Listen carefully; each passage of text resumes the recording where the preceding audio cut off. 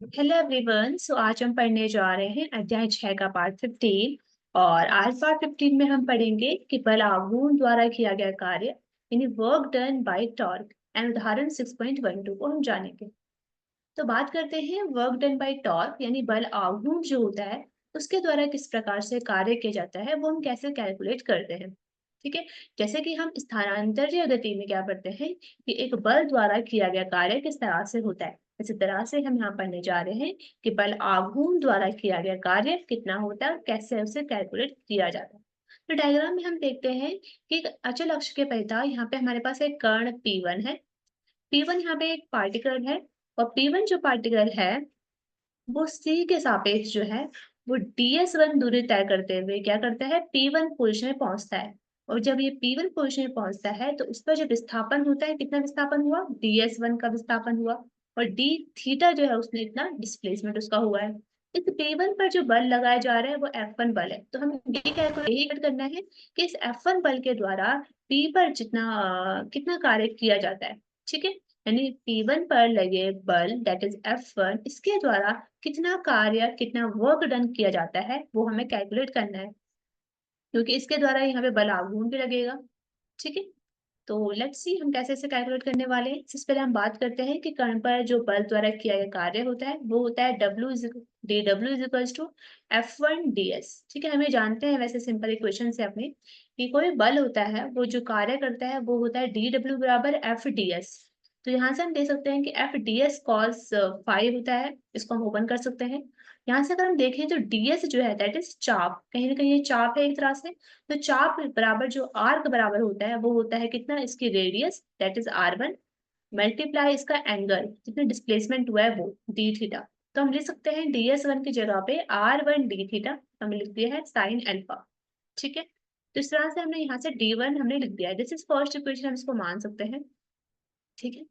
हम क्या करेंगे, अब हम ये देखते हैं कि मूल बिंदु दैट इज ओ बिंदु जो है इसके परितः जो बल F1 यहाँ पे कार्य कर रहा था, जैसे F1 बल जो था उसका बल आघूर्ण कितना होगा। तो जो बल आघूर्ण होगा वो इसके अनुदिश जो है बल आघूर्ण लगाया जा रहा है। तो यहाँ पे हम लिख सकते हैं कि OP मल्टीप्लाई F1। ठीक है, ये बल आघूर्ण हो जाएगा। F1 के कारण प्रभाव बल आघूर्ण जो हो जाएगा that is tau is equals to, तो टॉ होगा, क्योंकि जो आप देखोगे पिछले डायग्राम में तो आपको दिखाई देगा कि इस बल के कारण जो है यहाँ पे टॉर्क जब लगेगा तो वो कुछ इस डायरेक्शन में जो है ये टॉर्क इसको घुमाने के प्रयत्न करेगा। तो ये किसके अनुदिश घुमाने का प्रयत्न कर रहा है, दिस सी के अनुदिश, सी के अनुदिश घुमाने का प्रयत्न किया जा रहा है। तो जब हम टॉर्क लेंगे तो उसका स्थिति सदिश जो हम लेंगे वो सी पी लेंगे, दैट इज CP1 हम इसको लेंगे। तो हम यहाँ पे लिख सकते हैं कि टॉ इज इक्वल टू आ जाएगा C P one multiply F1। तो टॉ इज इक्वल टू CP1। देखो CP1 जो हमारे पास है उसकी वैल्यू होती है R1 साइन अल्फा, और यहाँ पे हम F1 एज इट इज लिख देंगे। तो यानी कि हमारे पास रिजल्ट आ जाता है tau is equal to R1 F1 sine alpha. ठीक है। इस तरह से हम क्या कर सकते हैं, जो हमने पीछे जो इक्वेशन पढ़ी थी दैट इज, जो फर्स्ट इक्वेशन हमने पढ़ी थी वो क्या पढ़ी थी, dw1 बराबर होता है F1 R1 d theta sine alpha. इसी इक्वेशन में अभी अभी जो हमने पढ़ा है टॉ की वैल्यू जो हमने निकाली है वो क्या निकाली है, that is F1 R1 sine alpha 1। तो इसकी जगह हम क्या लिख देंगे, टॉ रख सकते हैं। तो हमारे पास यहाँ से dw बराबर आ जाएगा टॉ d थीटा। ठीक है। यानी फर्स्ट इक्वेशन में जब हम इस टॉ की वैल्यू को क्या करेंगे, विस्थापित करेंगे, तो हमारे पास जो वर्क डन है वो आ जाएगा टॉ1 डी थीटा। और dw बराबर हम लिख सकते हैं कि टॉ1 प्लस टॉ2 डाइडेल्स डी थीटा। ठीक है। तो इस तरह से हम इसको एज इट इज लिख सकते हैं कि dw बराबर हो जाता है टॉ डी थीटा। ये घूर्णी गतिकी में हमारे पास वर्क डन निकल कर आ जाता है। तो इसको हम कंपैरिजन कर सकते हैं अपनी स्थान रेखीय गति, जो हम समीकरण पढ़ते हैं वहां से हम इसको क्या कर सकते हैं, कंपैरिजन कर सकते हैं। तो ये हमारे पास होता है dw is equal to F D S, जहां पर f जो है वो टॉ के समतुल्य और d थीटा ds के समतुल्य हो जाता है। अब हम क्या करने वाले हैं, इस कार्य के सूत्र के द्वारा हम डिराइव करेंगे शक्ति यानी कि p यानी कि पावर के लिए सूत्र को। पावर के लिए सूत्र को डिराइव करने के लिए हम क्या करेंगे, हम क्या करने वाले हैं, इस वाले समीकरण को हम dt से भाग दे देंगे। जो हम dt से इसको भाग दे देंगे तो हमारे पास आ जाएगा dw/dt that is equals to p, और हमारे पास टॉ d थीटा/dt क्या आ जाएगा, टॉ ओमेगा, क्योंकि d थीटा/dt क्या होता है, कोणीय वेग होता है। यानी हमारे पास रिजल्ट आ जाएगा कि p बराबर होगा tau omega, that is equals to p is equals to f, और कोणीय वेग जो होता है that is equals to b। ठीक है,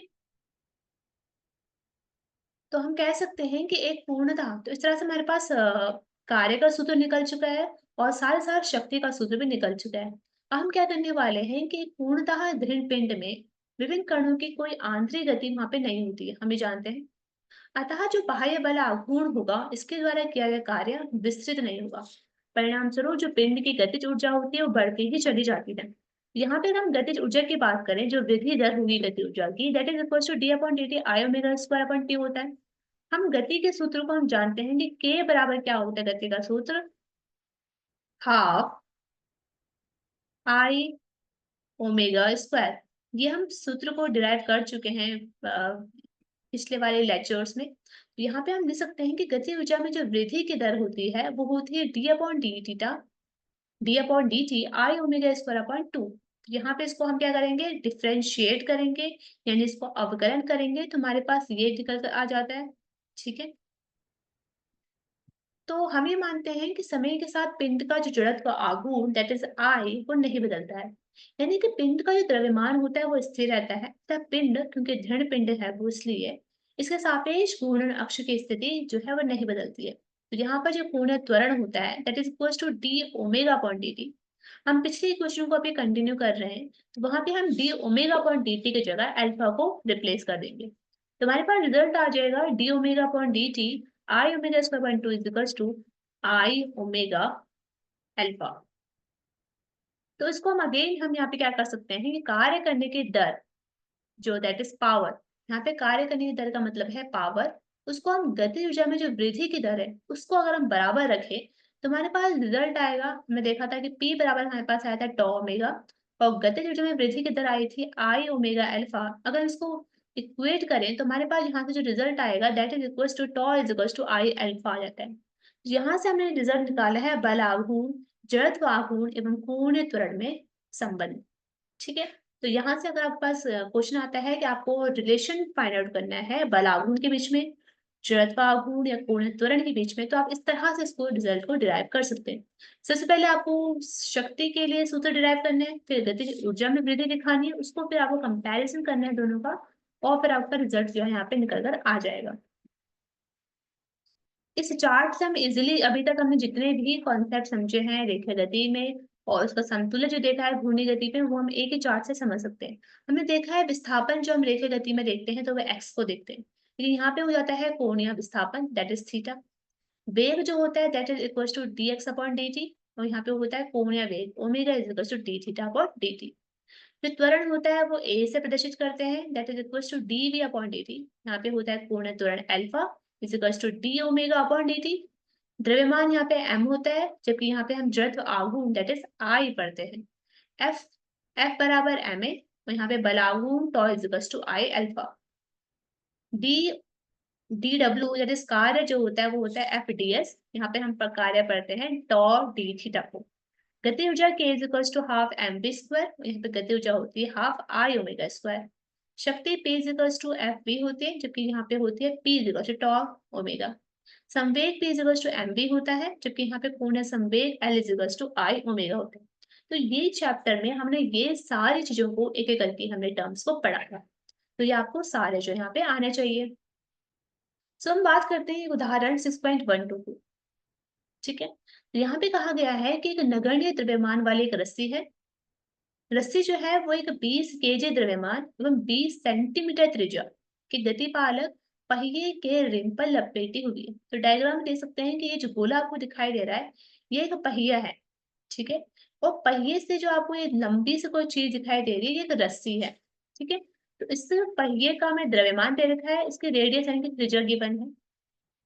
रस्सी पर हमने 25 न्यूटन का एक समान कर्षण बल लगाया जाता है। जो रस्सी है उस पर घर्षण बल that is F is equal to 25 newton लगाया जाता है। गतिपालक जो पहिया है वो एक क्षैतिज धुरी पर लगाया गया है जिसके विरोध में कोई घर्षण नहीं। यानी कि जो ये जो गतिपालक पहिया है इस पर कोई घर्षण नहीं है, लेकिन रस्सी का घर्षण है, दैट इज 25 न्यूटन। हमें क्या कैलकुलेट करना है, लेट्स सी।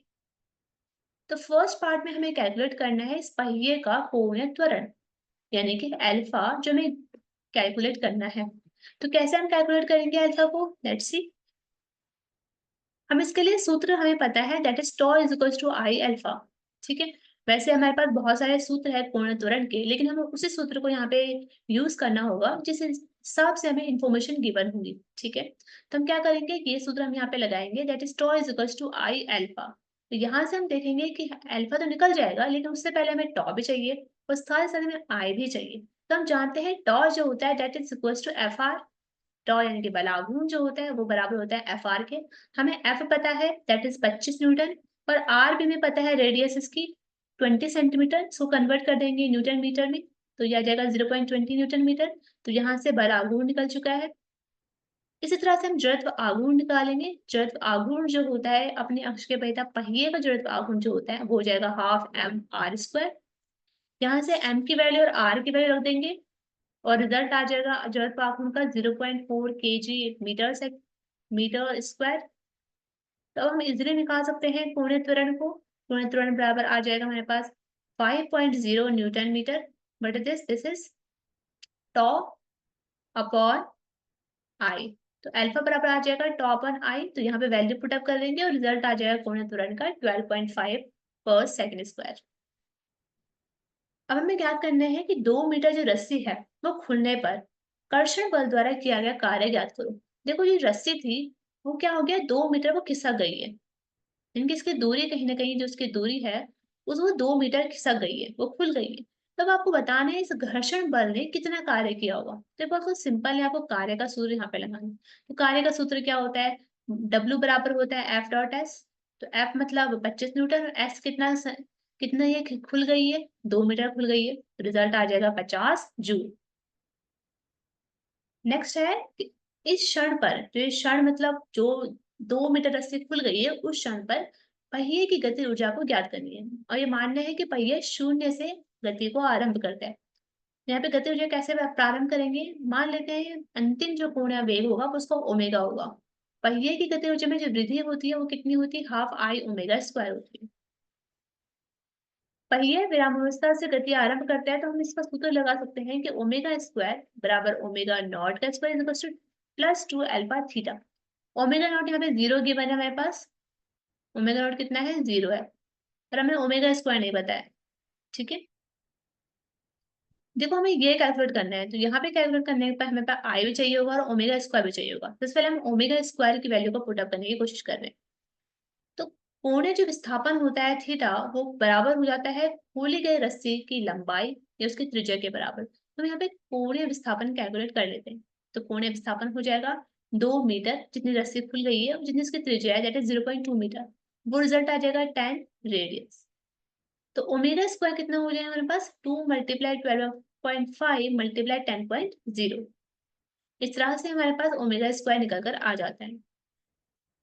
अब जब ओमेगा स्क्वायर निकल चुका है हमारे पास, तो हम यहाँ से इजीली जो है गति ऊर्जा में वृद्धि जो है निकाल सकते हैं कि हाफ आई ओमेगा स्क्वायर निकल जाएगा। तो हमने आई जो जड़त्व आघूर्ण था वो पहले ही निकाल चुके हैं हम फर्स्ट पार्ट में, तो यहाँ से हम वैल्यू को पुट अप कर सकते हैं। तो यहाँ से हमने ओमेगा स्क्वायर की वैल्यू निकाल दी है इस तरह से। तो यहाँ से हम इसकी वैल्यू पुट अप कर देंगे तो हमारे पास गति ऊर्जा में वृद्धि की दर निकल कर आ जाएगी, that is 50 joule. D part में बोला गया है कि भाग जो बी और सी है उसके उत्तरों की तुलना करो। जब आप देखोगे भाग बी में जो हमने निकाला था दैट इज हमने कार्य निकाला था, और सी पार्ट में हमने गति ऊर्जा में वृद्धि की दर निकाली थी। उन दोनों का रिजल्ट जो हमारे पास आया था वो आया है 50 जूल। यानी हमारे पास सेम रिजल्ट आता है, तो हम कह सकते हैं कि दोनों उत्तर समान है। इसका मतलब ये हुआ कि पहिए द्वारा प्राप्त जो गति ऊर्जा है वो बल द्वारा किया गया कार्य के बराबर है। यानी कि जितनी गति ऊर्जा में उसकी वृद्धि हुई है उतना ही कार्य किया गया है। ये बहुत रेयरली हमें देखने को मिलता है, ये एक आइडियल कंडीशन होती है वैसे। जितना उसकी गति ऊर्जा में वृद्धि हुई है उतना ही उसने वर्क डन किया है। इसका मतलब ये हुआ यहाँ पर घर्षण के कारण ऊर्जा का बिल्कुल भी क्षय नहीं हुआ है, कोई भी लॉस यहाँ पे नहीं हुआ है ऊर्जा का। तो अब हम देखते हैं रिव्यू हमने क्या-क्या जाना। हमने देखा कि एक बल आघूर्ण के द्वारा जो किया गया कार्य होता है वो आता है dw बराबर टॉ डी थीटा। जो शक्ति होती है वो आती है P is equals to tau omega. हमने देखा गतिज में वृद्धि की दर जो है उससे हमने एक रिजल्ट निकाला that is tau is equals to I alpha. आवश्यक शर्तें हैं कि आपको अवकलन एवं कोणीय त्वरण जो है वो आना चाहिए। नेक्स्ट हम क्या देखेंगे? नेक्स्ट हम देखेंगे कि एक अचल अक्ष के परिताप, घूर्णी गति का कोणीय संवेग एवं कोणीय संवेग का संरक्षण, ये 2 चीजें हम यहाँ पे देखेंगे। सो तब तक के लिए थैंक यू।